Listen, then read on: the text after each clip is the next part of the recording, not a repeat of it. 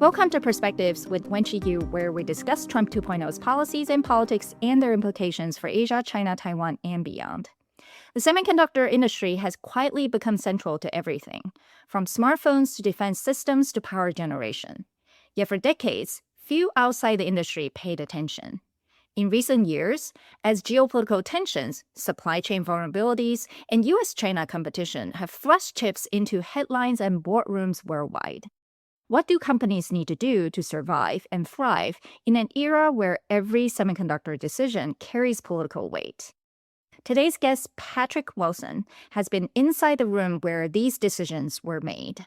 He has advised policymakers, worked for industry associations, served in the Trump administration, and represented one of Taiwan's largest semiconductor manufacturers.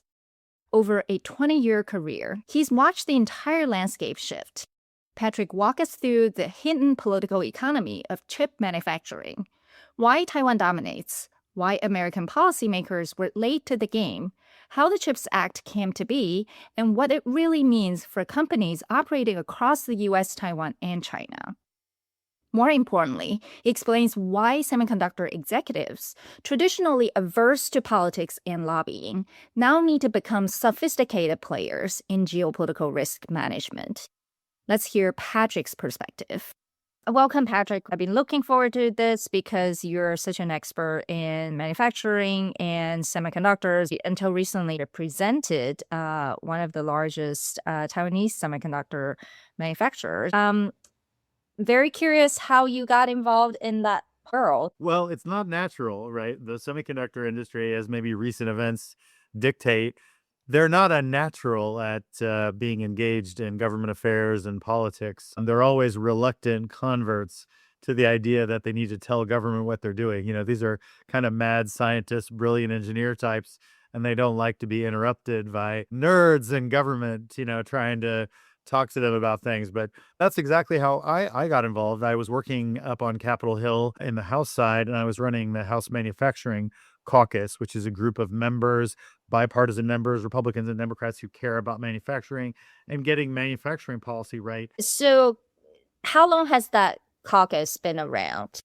Many years. It's one of the few caucuses that survived the purges whenever caucuses were done away with when the Republicans first took over the House 25 years ago. The Manufacturing Caucus decided it would raise its own money and members would contribute and that it would continue. It's all volunteers. So members put in money into a pot to run a kind of group of staff to keep all the members informed about issues that are important to manufacturers. I would assume manufacturing focus or topics went up and down. What have you seen over the years? I'll correct maybe one thing that you said about manufacturing has been up and down. I would say manufacturing has always been a popular topic. Members are interested in the topic, and whether the press likes to talk about it or write about it, that's what kind of waxes and wanes. I think politicians being kind of super mayors, which sometimes how members of Congress see themselves to champion manufacturing jobs in their districts, there's always been a strong interest in that.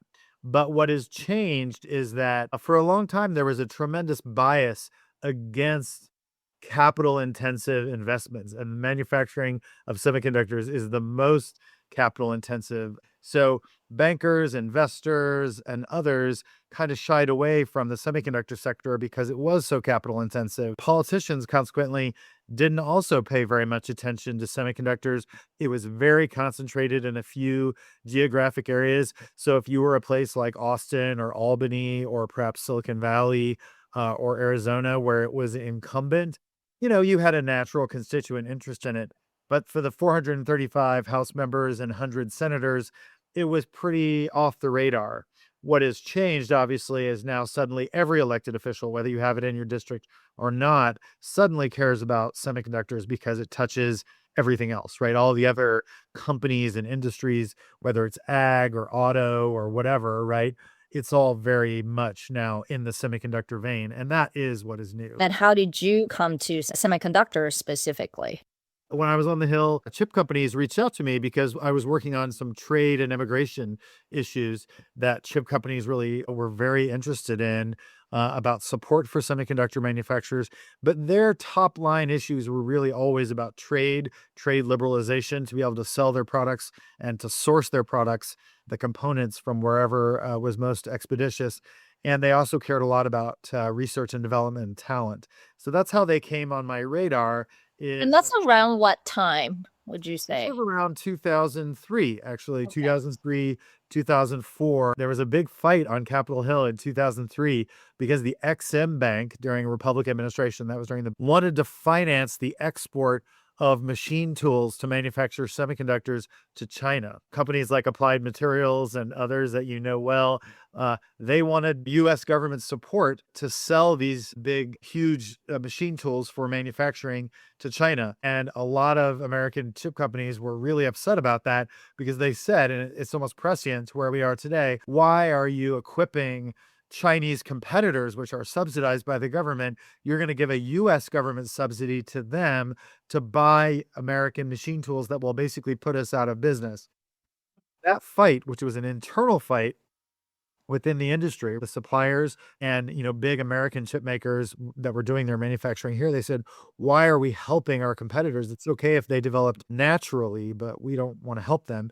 And that fight and being a staffer in the middle of it, we had to figure out, like, from the manufacturing caucus, whose argument is more valid. We care about the great machine tools that are made in America by great companies that supply the industry, but we also care about the capacity, right? The foundry and other capacity.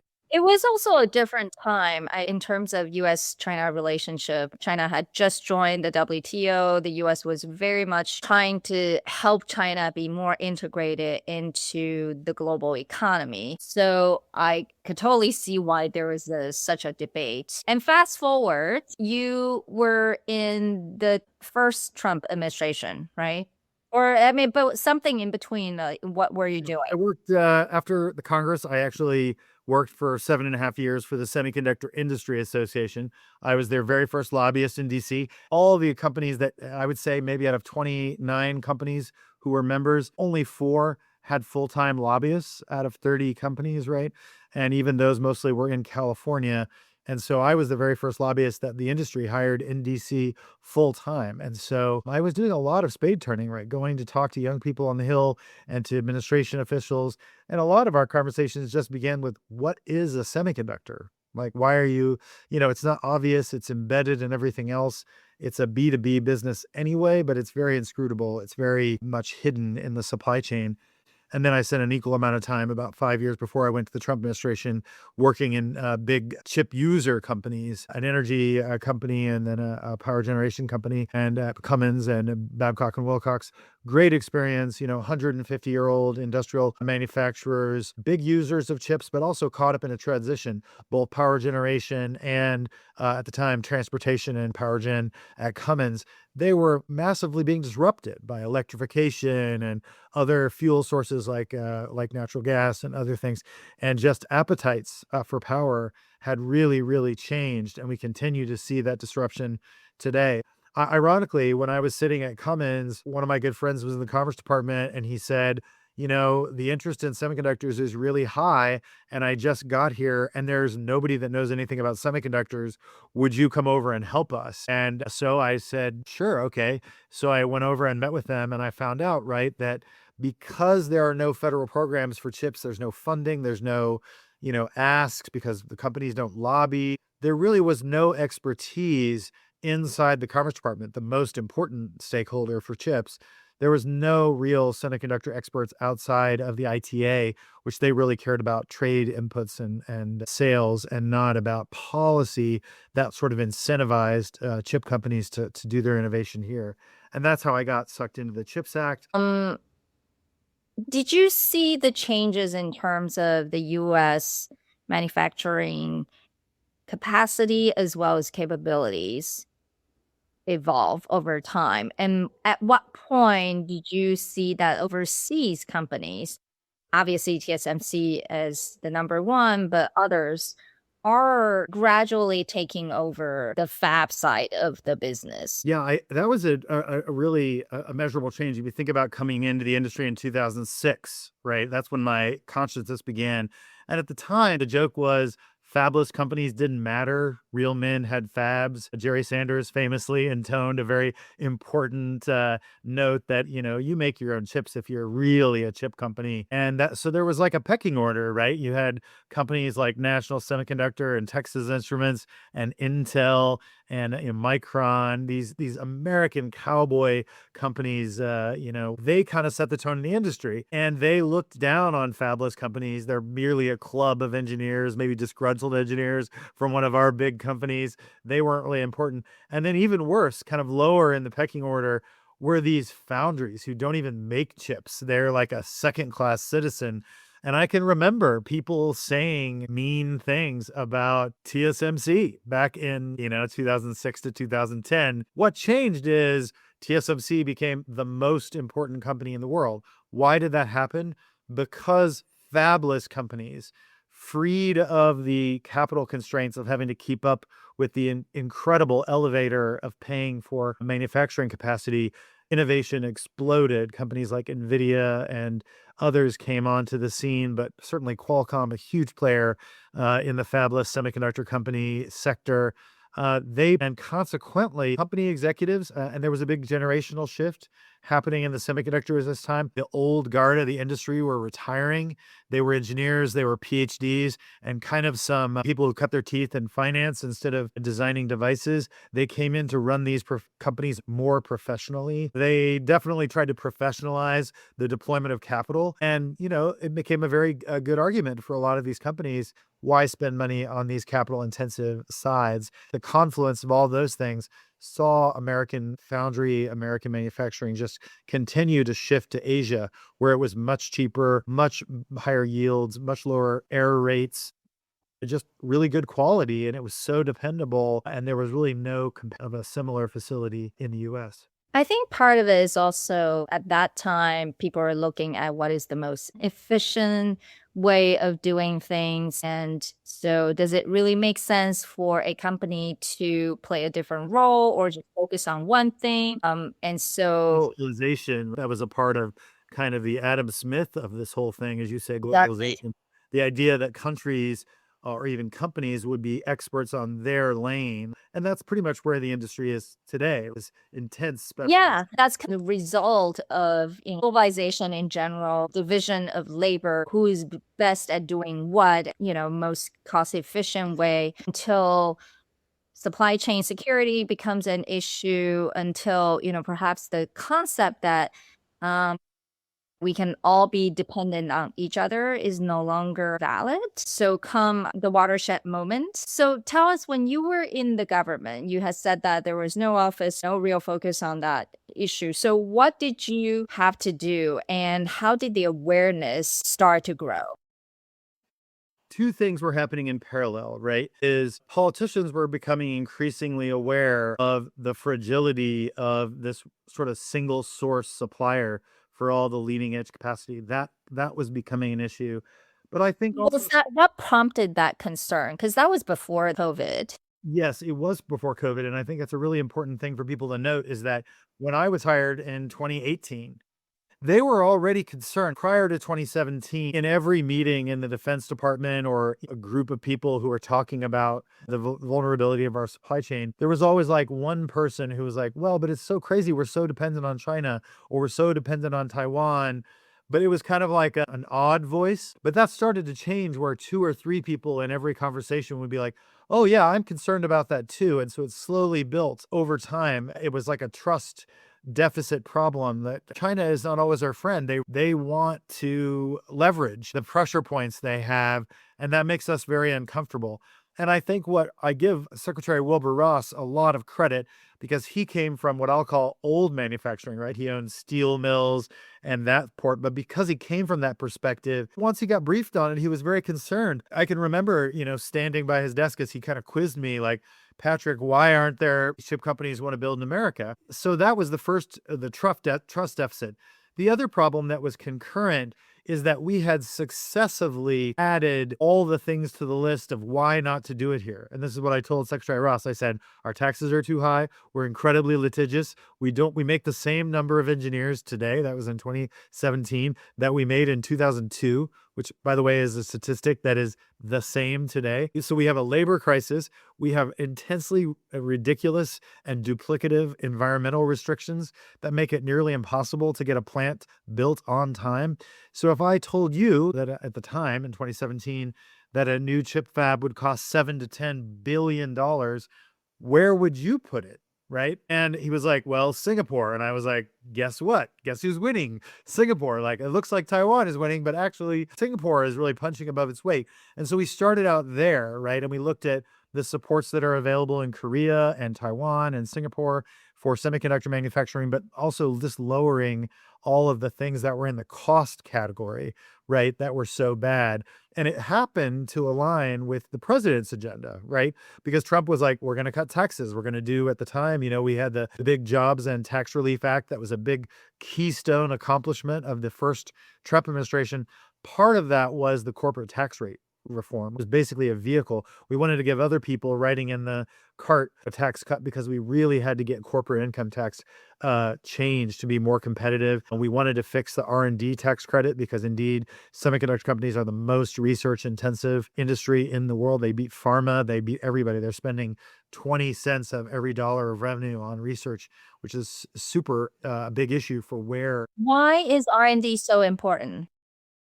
Well, in addition to the fact that semiconductors are the most complex technology in the history of humanity, big symbol crash in the background. But apart from almost any other kind of science, I'll defer to my friends in quantum and other places, keeping up with the incredible demand of re-engineering semiconductors to stay in line with Moore's law is a multi-billion-dollar effort every year. And what a lot of people don't understand is that 2/3 of all the basic research that's in materials science and other electronics research that drives innovation happens in universities. 1/3 is in the private sector. So the industry can juice the dial and spend as much as it can of its own money for that research. But really, the industry needed government to keep up their end of the bargain. And until just last year, the US was still the leading funder of basic research in semiconductors. In 2025, China just overtook the US for the first time ever in its commitment to funding. What dollar amount are we talking about? $550 billion roughly is what China spent in 2025, which just eclipsed the US, had a pretty huge, substantial cut last year.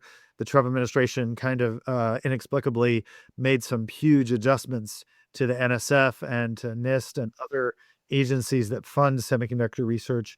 And it's been really a painful inflection for university researchers. So it's just as we need more graduate students, just as we need to get more innovation, we've kind of had a contraction here in the US. Well, they probably started hearing about the CHIPS Act and semiconductors during the Biden years. But for those who knew it was under Trump 1.0, that a lot more policy. The actual CHIPS Act was drafted in the Commerce Department. I was a part of it. My good friend and colleague, Ian Steff, who worked with me at SIA, he was at the ITA, the International Trade Administration. And at the direction of Secretary Ross, they said, what would it take to get TSMC and Samsung, the two companies we thought of as the companies that needed to bring leading edge manufacturing here? What would it take to get them to come here? And we made a list. So clearly by then, the US government already recognized that these two companies in Taiwan and South Korea were probably leading, right? More than the It was US. undisputed. It was whispered about, but insiders like us knew that Intel was behind. We knew that they were behind, and we would ask them about it, and they would confirm it. But it was a conscious decision by Intel to leave the most capital intensive part of the leading. They made that decision. Yeah. They made a tactical decision. I would say it was a terrible decision, not in keeping with Intel's traditional philosophy. Frankly, there was a stretch of some CEOs who were under a lot of pressure from the market to deliver every quarter, to hit their revenue, and they began themselves to rely on TSMC. Once Intel started buying foundry capacity from TSMC for their most advanced products, that was so much cheaper than building organic manufacturing. And they found out, Intel did, just like everyone else, right, that it was cheaper to do. But it's funny, there's been a lot of accusations from the CHIPS Act, particularly from some Republicans who are not well informed. And they're like, oh, it was a Biden effort to give money to, big chip companies. And I can promise you, I was there. Not a single American chip company came to lobby us to give them money. They didn't want the government interfering in their business. They mostly still don't. It was a government impulse led by some, visionary people like Wilbur Ross, like Ian Steff, and others who said, wait, we should have an industrial policy to make it more attractive. We should fix the tax thing. We should try to make the regulations less onerous, but we also are going to have to, which is what we found out. Ian and I actually traveled to Taiwan in December of 2019, probably the most important business trip of my life, where we met with TSMC and confirmed with them that if we could create a tax incentive, which we did, and give a cash payment to incentivize investment in the US, that they would promise to build a fab in the United States. What was the reason that you wanted to bring TSMC over to build a fab rather than asking Intel or others to build a fab that could do more? What were the considerations? I would say the biggest consideration is time, like on a chart, right, of the cost of capital and time. It's the same treadmill that Intel ultimately, and unfortunately for Intel, they lost Pat Gelsinger, who was really an incredibly visionary leader at Intel, but he was always racing against time because what you have is Intel had to design their own solution, right? TSMC has their own recipe for foundry that Intel had to catch up, find the money to pay for that, right? Taking it from existing shareholders and create a whole new business model that they had never done before, the foundry business. So the three impossible tasks that Pat Gelsinger was given, which is catch up with and do the same process, but different, right? You want to reinvent what TSMC did, but your own recipe and pay for it and create a new business model that sustains it. Incredibly hard tasks to do. That's hard for the US to digest. I've had to correct some politicians that Taiwan stole our semiconductor industry. I'm like, no, they invented it and kept it because their taxpayers in Taiwan paid to build TSMC in a way. They did the research, they did the innovation. It was their hard work. The US benefits from, so they empower our technology companies. Sitting in the cafeteria at the Commerce Department in early 2020, before the pandemic hit, so January, my colleague Ian Steff asked me, what does success look like? And I said, if we could get 2 or 3% of leading edge capacity in the US, that would be a miracle. Because, for context, no country who has lost a manufacturing capability, whether it's, textiles or, manufacture or candle making, once you lose it, it doesn't come back, right? And so it was really a Herculean effort, right? Bring even a small portion back. So when you think today that CHIPS Act that we designed, we got passed by Congress in 2020 in the NDAA, that bill that we crafted has been wildly successful beyond our greatest hope. When you first went to Taiwan and asked them to basically build a fab in the US, what was their reaction? And second, we can come back to CHIPS Act. The incentive-based approach started in the first Trump administration. So it wasn't always Biden's idea to give them grants and, subsidies. It started with a different administration as well. Biden inherited the legislation that we created to have this twofold 25% tax credit, which I'm delighted to say last year increased to 35, and the original $52 billion that didn't get authorized in 2020, but not funded until 2021. And so the excellent team that Gina Raimondo built at the Commerce Department to administer the program, I think our Secretary of Commerce was not ideological. If it had been a really, sort of free market conservative governor who was secretary, they would have said, like, what? The US government's going to give billions of dollars to the richest, most successful technology companies in the world? It didn't seem very politically smart, but COVID intervened and changed the politics about them. Going back to, so what was the reaction from TSMC when you guys first approached them about building a lab in the US? TSMC cares a lot about their role in the Taiwan ecosystem. And I told my boss when he said, what would it take to get TSMC to invest in the US, going back even a year before? And I said, they won't do that. They're not going to give away their lead. It's part of their national security strategy. Even if the company wants to, I don't know if the government will permit them to move leading edge capacity to the US. So I can only confirm what they eventually said themselves. They said we would build the 4 nanometer facility. We would begin construction in 2020. They made that commitment, which was at the time a $7 to $9 billion investment, the largest foreign direct investment in a single factory in US history. It was So what took contingent on them? the bill. What took them to say yes eventually? They were persuaded that the US is the close ally of Taiwan, that we are big customers of the foundry. You look at TSMC's customers, and they saw these twin problems happening about trust and the price of doing business in the US. So we assured them we would do our level best. We can never promise what the Congress will do, but the President of the United States, we had Secretary Pompeo, we had Secretary Ross say, we're going to go to Congress and we're going to get this passed. So you will get the cash to make up the delta, and we'll give you the tax incentive and other support from the state of Arizona. It was a confluence of really lucky events. We had a very pro-business governor of Arizona. We had a very pro-business president and a sort of not ideologically hidebound secretary who was willing to say maybe the U.S. should have industrial policy. Something that would have been controversial for most traditional Republicans, myself included, is that, we don't go around handing out billions of dollars to rich, successful companies. So we had to change a lot of things, and that confluence of things was enough to get us in the gate. It was really the intervention of COVID where supply chains worldwide were incredibly disrupted, and suddenly auto manufacturers couldn't get chips to ship cars, and then they were piling up in warehouses all across America. The chip industry is not good at lobbying. That's not our natural way of doing things. Luckily, guess who is really good at lobbying? The auto sector. So that really changed the game politically and made passage in the Biden administration possible, because by that time, the pain of a year and a half of sustaining COVID was being.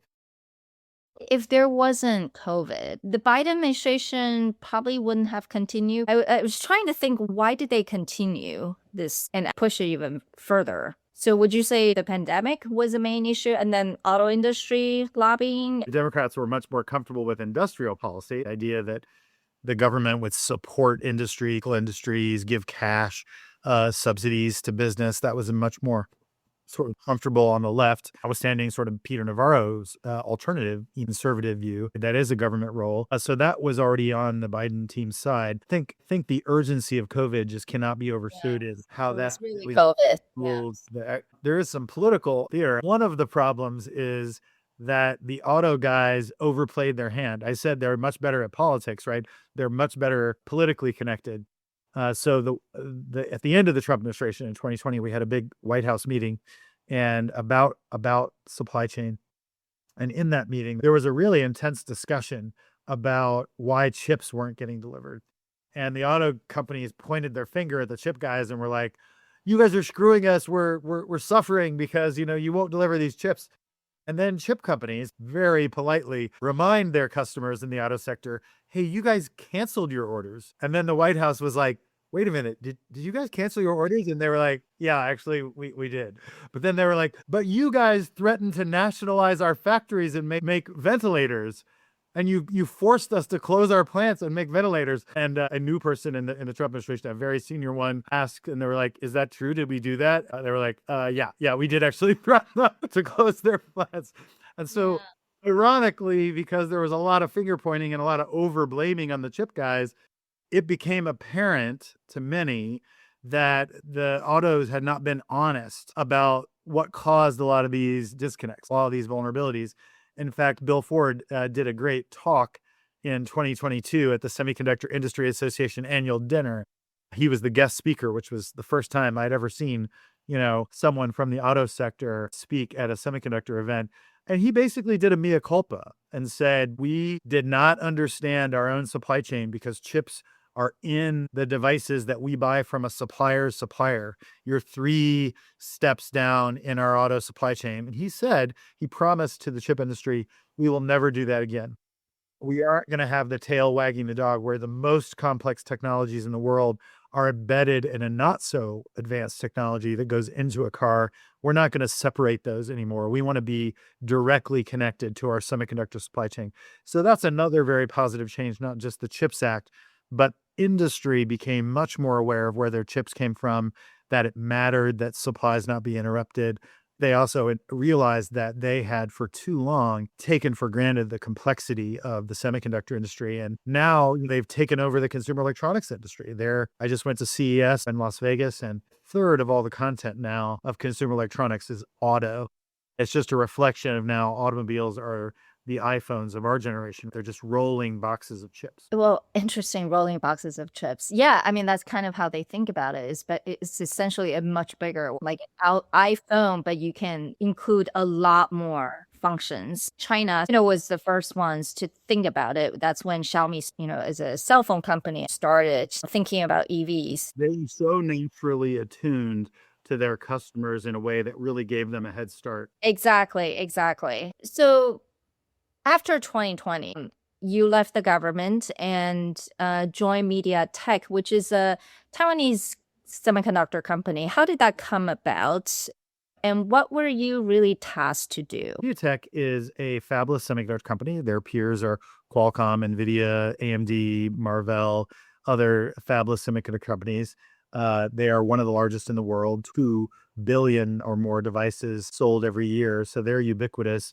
They're in every American home and a Ring doorbell, almost every television you can buy in the US, every television peripheral, frankly, thus the name MediaTek. They're very connected, but they're also the number one maker of cell phone operating system chips, the logic chips that go into our cell phones in the world. What a lot of people don't realize is that the great majority of all phones in the world are really powered either by Qualcomm, MediaTek, or Apple. That's kind of our ecosystem.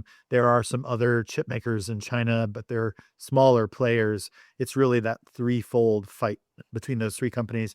And MediaTek decided to get involved because the US government decided to regulate their business from afar. When Huawei, during the Trump administration, when I was there for that, whenever Huawei was added to the entity list, companies in Taiwan suddenly realized through the foreign direct product rule, if we use American technology to make our technologies, we're suddenly bound up by these US laws and regulations. And so they decided, we need to be in the conversation in DC. That evolution really was very new for Taiwan to think about how to communicate directly to the US government.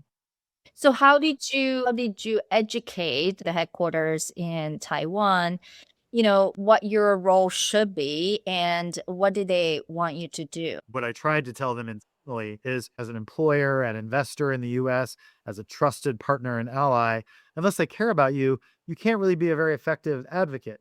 So you need to build reputational capital, right? You need to tell your Especially for foreign companies, right?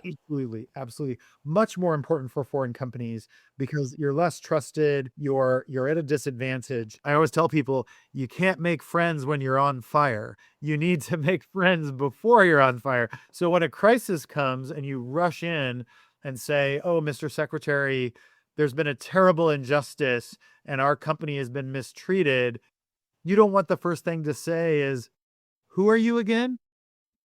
Why do I care about you?" The key thing is that every question or every request has to come from a trusted source. It's the same in Beijing, it's the same in DC, is that you're more likely to give a lot of credence to the feedback from someone when you know them. And that's very hard to invest in.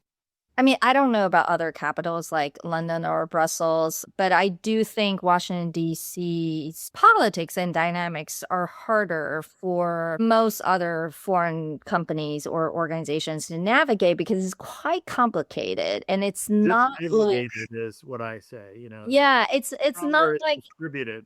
yeah, and also different voices carry different weight. And so it's not like, for example, in Beijing, right? You don't have to lobby their parliament because all the decisions are made by their executive branch in that sense. You also don't necessarily have to build up public opinion and all that. You just go straight to the administration. So the culture that you have to do both public relations, policy communication, build up your reputation. If they're not consumer facing, it's probably very hard for them to understand why spending money on that, right? Your insight is spot on. I will say the bigger problem is that Taiwan doesn't have global brands that are known as Taiwanese. It's a great disadvantage, I think, to Taiwan tactically. Japan and Korea, the two close democratic allies most like Taiwan, they're very lucky to, you think of Sony or whatever, right? Like these household names that are Japanese car companies that have been operating in the US for 50 years, direct to consumer. They're an important brand. One of the biggest manufacturers in the US is Toyota. Taiwan doesn't really have that, right? TSMC is trying to step up to be that role, but they're not a brand. You know, they want their customers to shine. They want, Exactly. NVIDIA, It's their NVIDIA, customers. Yeah. that business to business problem. There's always like the sense I got from 5.5 years at MediaTek is like, well, if we just get to the right place, then we'll need brand and reputation, but we're not there yet. And, that's just a fallacy, really. And that's a challenge trying to communicate internally to our senior leadership that, again, you can't make friends when you have an emergency. Well, and also, if you don't have a big presence, if you don't employ tons of Americans, if you don't like establish some kind of productivity center in certain part of America, who's going to speak for you, really? You have to have champions. Yeah. It's that process of getting champions that I think foreign companies, European, Asian, likewise, they miss that step. So, what did you do to build up MediaTek's presence here, and what were some of the biggest challenges, and what I would say wins you has secured for them? I think the most important thing was to see themselves differently, right? When you come to DC, there's a kind of default situation that you're kind of coming hat in hand as a supplicant, right? And so my number one advice to them was assume the posture of an investor. You can deploy capital. MediaTek's a very big company, right? Lots of capital to deploy. They do actually have a big footprint, nearly 1,000 employees in the US. And if you want to expand here versus India or Singapore or Europe or wherever, assume a posture of being an investor. Because whenever people realize that you're an investor, the relationship changes. They're trying to sell you. Why choose the United States, right? Rather than interrupting their work to try to ask for something. And so I think that was the first thing. I think the second thing is that to demonstrate that we're on side, right? On America's side, that you're aligned interests. It's an important starting place in every conversation for any company, right? To sit with political leaders and say, hey, we're on your side. And that's what I did for MediaTek because they were so afraid after decades of operating in this Beijing versus Washington fight. They wanted to keep their head down and not be a part of it. And I said, it won't work. If you say nothing, they will assume you're on the other side. How do you navigate that? Because they have to take care of the Beijing side as well. Absolutely. And every company does. And I think there's a peculiar thought in Taiwan that they are in a unique vulnerability, but their challenge, they have lots of customers in China too, and they want to serve them and continue to serve them while also protecting their interests politically. And there's a feeling that, oh, we have a unique problem that we so much harder than our competitors. That's not true. It's the exact same problem. So, as you said, many companies actually have to straddle between, Beijing and Washington. For Taiwanese companies in particular, because for decades they built up their mainland China presence, and most of them still have large operations. They started shifting out of mainland China for various reasons. And so some would call it diversification, I don't know many investors who are like, oh, I want more China on my balance sheet. especially now, right? Like if you are not China headquartered companies, that's the considerations that went into most companies' minds. So it seems like MediaTek was more hesitant about that because did they not have any plan to diversify out of China? What were they thinking? I think like everybody, they want to keep the win they have and the market share that they enjoy. And I don't want to speak for MediaTek, by the way. I want to be very clear that I'm speaking for myself. But I would say it is a hard balancing act to keep what you have without risking to get more. And I think that's a pressure not unique to companies like MediaTek, but to all companies, right? Is that what they really want is access to the most markets possible. So yes, that's the US, one of the most lucrative. They have lots of In China, companies and in China, but also the fastest growing market in the world for electronics is actually Africa. That's what the real growth and adoption of new technologies is. And so the question is, how will you go to market in those fast growing places? For chips, they have to ride in something. Nobody wants a chip. They're absolutely useless, independent by themselves. It has to be connected to a device. So how are you going to reach those customers in those emerging, fast-growing areas like Africa and Latin America? And so that's what the real China choice is do I want to go to market in a Chinese branded consumer good, or do I want to go to market in a US branded consumer good? And I think that is a big problem for the Trump administration. They don't realize that, yes, access to the US market is important, but all these giant companies, Amazon, Microsoft, Google, Oracle, they want to go to market in these fast growing areas, the Middle East, Africa, Latin America. They want to go in it with a US branded product where US investors benefit from those sales. That requires having good partners. The kind of most misunderstood thing, I think the number one thing I correct to American politicians about Taiwan's role in the supply chain is that Taiwan is not a competitor. Taiwan makes it possible. You couldn't sell, Amazon branded tablets or Microsoft peripherals or Meta goggles in Africa if it wasn't for the chips that are inexpensively supplied and the supply chain in Taiwan. We make it possible for US brands to compete worldwide. Yes, the US has very expensive, very valuable market, but it's a tiny share. I mean, even if you look at cell phones, the US sells about, well, less than 300 million cell phones a year. China is a billion, right? So yes, America is important, but if you want to sell cell phones around the world, you got to go to market somewhere. And so for MediaTek, they're like these big Chinese brands, they're off selling in Africa and Latin America, in the Middle East. And we need to be with our partners like Xiaomi, Oppo, and Vivo, who are terrifically innovative themselves. And so they want to keep a hold of them, but also navigate a very complicated geopolitical situation. In Trump 2.0, and one of the most important investment deals, the US-Taiwan semiconductor deal, was finally done. Were you involved in some of the conversations? Number one. Number two, this deal took a long time, and there was a debate inside Taiwan in terms of what is good or not for Taiwan, and US political leaders have been saying different things, wanting Taiwan to shift or move their supply chain to the US. What do you think are the benefits? Well, certainty is the number one thing that businesses seek, right? There's obviously haircuts, right? Costs that are going up.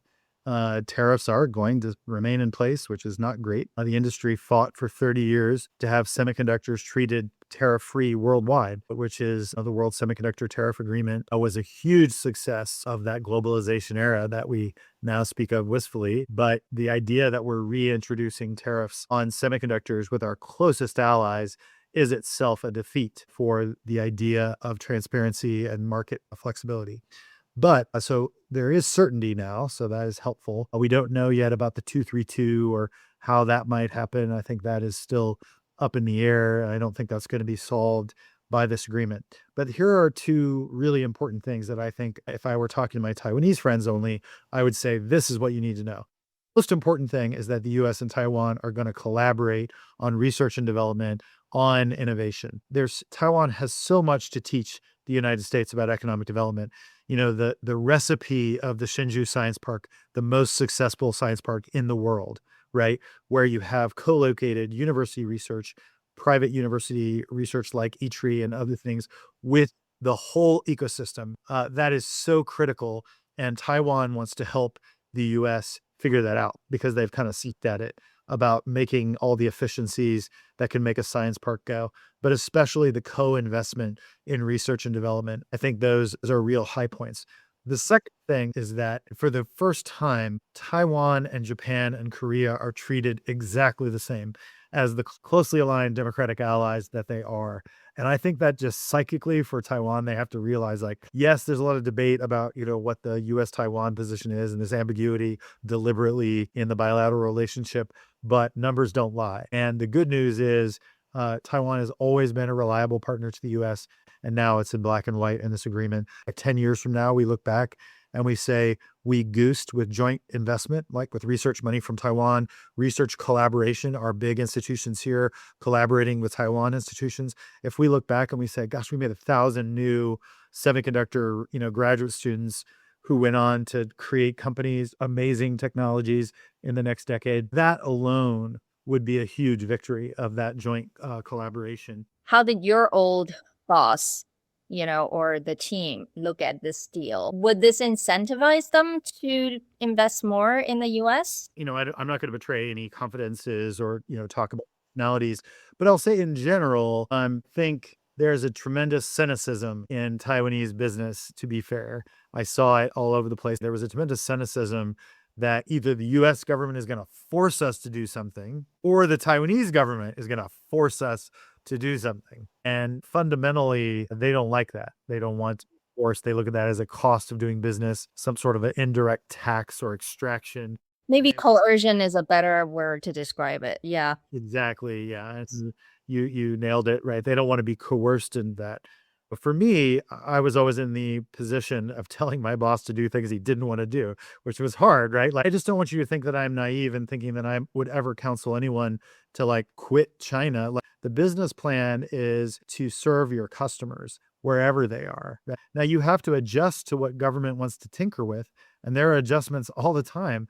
Don't forget, like we talk about DC doing a lot of things, but Beijing has done a lot of things too to complicate the supply chain. Absolutely, absolutely. And inside Taiwan too. My point is that doing business is no longer as easy or as simple. In the past, they didn't have to deal with those issues. But now it's not just about regulations. It's a lot more political plus, geopolitical issues. People like you should be more valuable because you're helping a lot of companies and giving them advice. But, I do think those companies need to also learn that even though it's not really in their culture to do lobbying, advocacy work in Washington, D.C., or even in Taipei, but it is really necessary. One of my political mentors, my real inspiration, Condoleezza Rice, Dr. Condoleezza Rice, the provost of Stanford University, she wrote an amazing book a few years ago called Political Risk. And it is at the heart of our whole conversation. This book is to look at how political risk